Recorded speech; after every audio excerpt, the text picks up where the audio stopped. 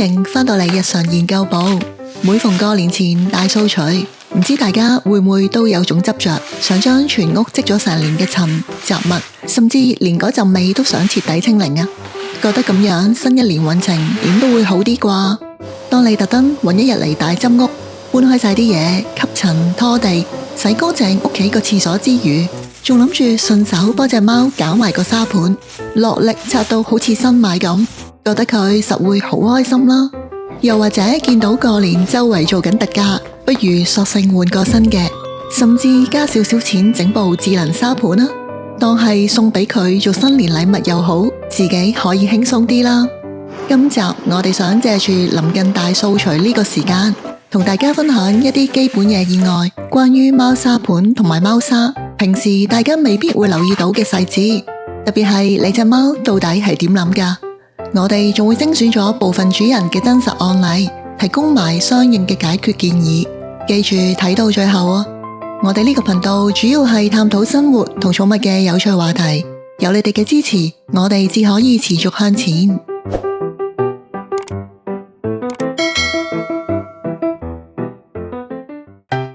沙盤的變動風險。新年前後，對貓嚟講，最驚就係見到主人嗰種除舊迎新嘅強迫症啊！總係想喺一日之內反轉成間屋，一陣話要斷捨離，一陣又話要順便幫佢個沙盤 upgrade 埋。但其實貓對去廁所嘅首要要求，最重要就係穩陣，因為對佢哋嚟講，方便嘅時候係最冇防備、最脆弱嘅。佢哋需要喺熟悉嘅環境、清楚嘅逃生路線，可以確保自己安全，唔會受到攻擊啊！所以當你諗都唔諗，將呢啲熟悉嘅嘢全部改晒、拆晒，或者換個新嘅，你張床好多時就會變成佢哋抗議嘅主場啦。其實我一直都係想屋企乾淨啲，感覺好啲啫，所以就將原本擺喺走廊嗰個舊沙盤，直接換咗做一部自動貓砂機啊，仲轉埋用礦物砂。當時我仲自作聰明，特登將舊沙盤啲沙堆到滿一滿咁，諗住咁樣可以逼到隻貓轉用新機啦。一開始呢個方法都 OK 嘅，點知當我整色收翻個舊沙盤之後，就大件事啦。佢完全唔肯再用部新機，仲開始喺我屋企所有家私同衫上面亂咁噴尿。雖然以前間唔中都會喺地下發現佢啲便便，但依家問題係成間屋都係佢嘅尿味，真係激死我啦！特別要提醒，貓其實唔中意改變啊，一下子換沙盤又換沙，對佢哋嚟講實在太大刺激啦。建議最好留翻個佢用慣用熟嘅舊沙盤喺隔籬。最穩陣嘅做法係先喺舊沙盤試用新沙，等佢適應咗新沙嘅腳感，先至考慮搬去新機度。呢個過渡期起碼要維持2個星期以上啦。另外，講到而家好流行嘅智能自動貓砂機，其實對一啲警覺性高或者年紀大嘅貓嚟講，反而可能係一種好大嘅壓力。有啲貓甚至會好唔中意機械運作嘅聲嘅，又或者覺得個封閉空間令到佢哋好冇安全感啊。加上好多智能機個入口都幾高下，對有關節行動唔方便嘅老貓嚟講就更加辛苦啦。其實有唔少個案，就算主人放返舊沙，甚至熄埋部機嚟引佢，都係冇用。有啲用咗一排，又會突然拒絕再用。如果你隻貓本身習慣咗開放式嘅環境，就真係唔好夾硬逼佢啦，轉返用傳統冇蓋嘅沙盤啦，對佢哋嚟講反而係最可靠嘅。姿勢的行為語言。唔少主人可能會覺得，只要隻貓一日冇亂尿，個沙盤就即係冇問題啦。但其實好多時，貓一早就已經喺度俾晒提示你啦，同你投訴緊，只係你一直睇唔明啫。如果你開始見到佢哋用一啲好唔自然，甚至係好奇怪嘅姿勢去廁所，又或者喺沙盤附近做出平時唔會做嘅動作，咁佢基本上就係想同你講，喂，我真係忍咗你好耐啦。有主人分享，佢隻貓以前埋沙埋得好靚㗎，但自從換咗新嘅貓砂，最近突然變到淨係識得刮沙盤邊、刮牆，甚至刮空氣啊！總之就係完全唔肯埋沙咯。其實呢啲就係好明確嘅腳感投訴。貓可能覺得隻新沙踩落去唔舒服，可能因為沙粒太粗啦，粉塵太多，又或者喺你補沙嘅深度出咗問題，所以佢唯有用刮呢個動作去模擬翻埋沙嘅行為。其實佢係想話你知，佢真係好唔想掂到啲沙啊！特別要提醒，最常見嘅投訴動作就係嗰種兩隻手扶住喺沙盤邊位，又或者似喺度表演雜技等嘅奇怪姿勢。呢啲情況好多時係因為你買個沙盤尺寸唔夠大。當隻貓慢慢長大，佢會發現入沙盤之後轉身好困難，或者覺得沙盤入面太窄、太有壓迫感，佢先至會被逼採用呢種極端嘅避難姿勢啊！當然，包括你觀察到隻貓開始唔埋沙就走，或者只係聞下又唔肯入去，呢啲都係佢哋對環境不滿嘅信號。建議最好定期檢查沙盤嘅磨損情況。塑膠嘅沙盤用耐咗會有啲細微嘅刮痕，好容易鎖住細菌同氣味。大掃除嘅時候，如果你發現個盤底已經磨到花晒，最好換一個同款全新嘅。記住換沙嘅時候要溝返2大殼嘅舊沙落去，避免到時因為陣味變晒而唔肯再用啦。氣味的安全感。喺我哋人類眼中，有味仲臭嘅話就梗係代表污糟、細菌之類啦。但喺貓嘅世界入邊，氣味其實係一種身份證明啊！貓係靠嗅覺嚟標記地盤嘅，沙盤入面殘留嗰少少熟悉嘅味，其實係話俾到佢知呢度好安全啦。之前用過都冇事嘅，所以喺你大掃除嘅時候，如果想追求嗰種極致完全冇味，甚至想揾啲強效可以辟味嘅產品嚟覆蓋，對貓嚟講其實係一種好恐怖嘅感官干擾啊！而且其實大部分貓都好討厭我哋人類覺得好香嘅人工化學味。我隻貓平時大半日都會喺我間房度嘅，之前佢試過幾次尿床，我就喺衣櫃放咗個沙盤俾佢啦。佢平時都肯用㗎，但問題係我發現只要每次我一清沙盤，無論係鏟屎定係大換沙，佢就會即刻唔肯再用啦。通常要過幾日佢先會回復返正常，但到時候我要再清理，結果又係咁再碌過。我已經盡量唔點去洗個沙盤啦。換沙嘅時候一定會溝返少少舊沙，甚至鏟屎時仲會特登剩返粒喺度，但都係冇乜效果嘅，真係完全冇佢符啊！特別要提醒，當然想冇味最有效一定係越早清就越好啦。金屬沙盤會比塑膠盤冇咁容易吸味，而貓砂方面吸水性、凝結力，會唔會粉塵飛到周圍都係，呢啲都係要考慮嘅。目前市場上普遍覺得植物性嘅豆腐沙或者木薯沙相對比較安全可靠。如果你真係好怕嗰陣味，可以喺鏟完屎之後喺貓砂面輕輕灑1至2根冇味嘅梳打粉，再稍微攪拌下嚟提升除臭效果啊！另外，有啲貓習慣會喺主人食飯時先嚟便便嘅，因為佢哋可能覺得你食緊嘢嘅時候坐定定，環境係最放鬆噶。亦有講法話，佢哋認為耷低頭食嘢嘅時候係最冇防備，所以先特登揀呢個時間。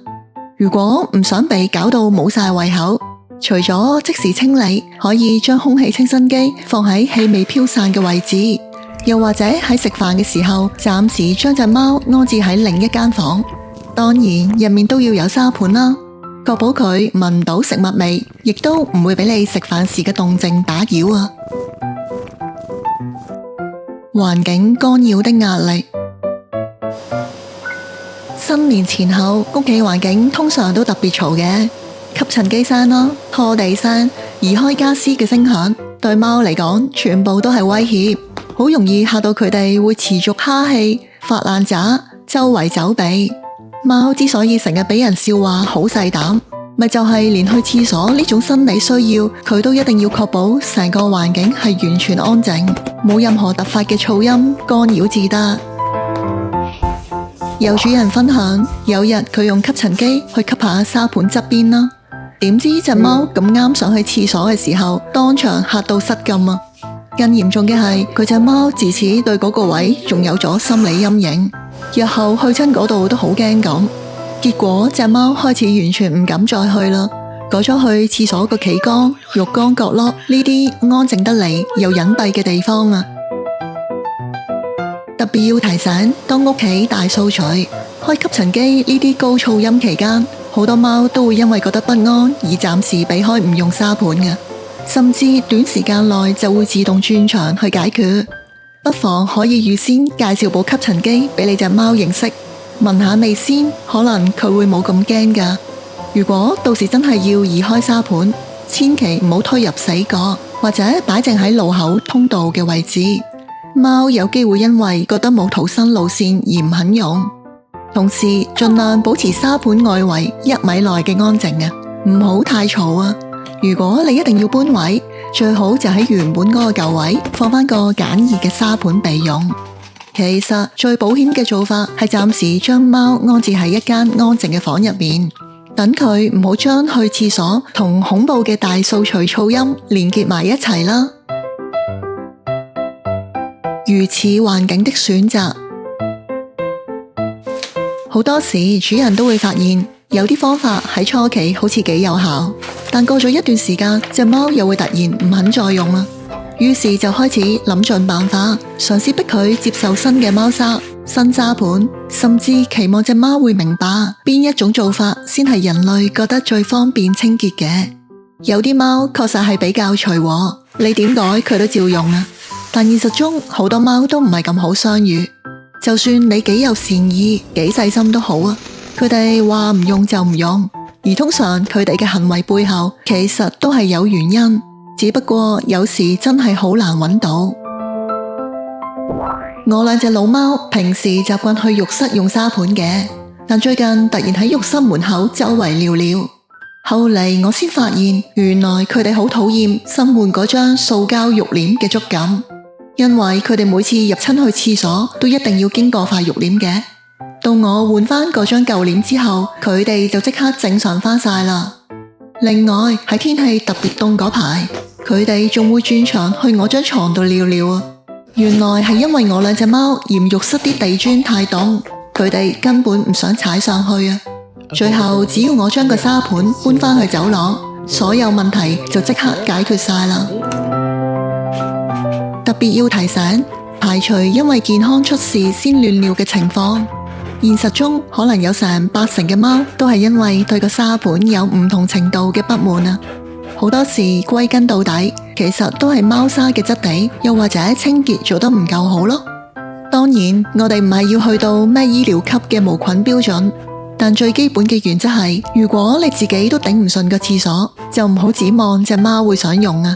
同時沙盤最好擺遠啲，唔好同佢哋食飯個位太近啦。異常排尿與徵兆，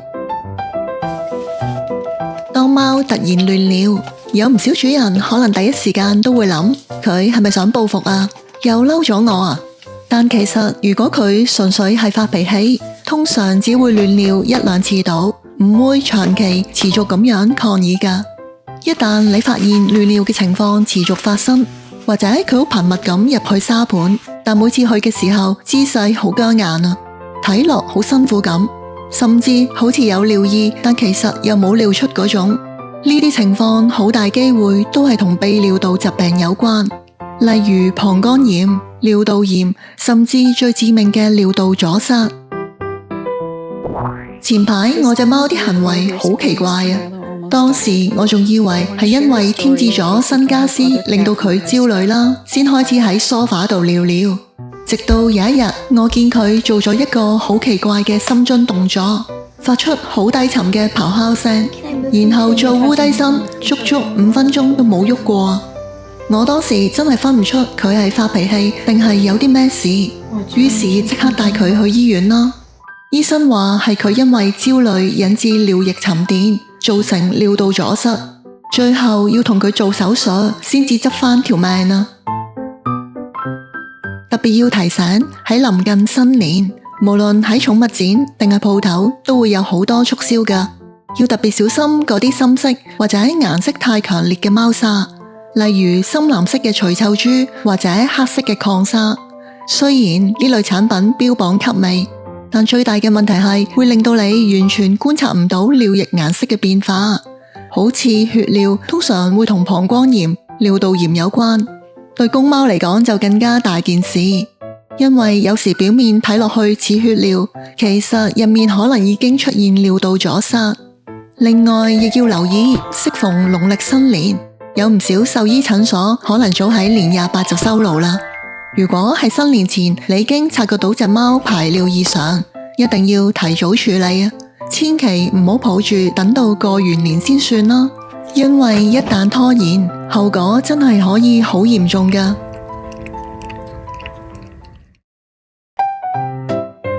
睇到呢度，最重要係明白喺人貓關係入面，我哋其實都係佢哋認知入面嘅族群成員，日常相處應該互相照應㗎。雖然我哋無可避免會因為生活需要而對環境衛生作出調整，但要留意返，當呢啲改變可能影響甚至干涉到佢哋所認為嘅主權時，記得要做好兩手準備，將最終選擇權交返俾你隻貓啊！呢個本身唔單止係一種尊重，對佢哋大腦同心理都有好處，就好似俾佢哋自己揀喺邊度瞓覺，玩邊樣玩具，甚至揀喺邊度去廁所咁。例如得一個沙盤同有兩個沙盤，最本質嘅分別就係多咗一個選擇咯。如果你淨係煩惱緊呢方面嘅問題，建議多嘗試調整沙盤嘅數量同擺位，直到揾到最啱佢嘅方式。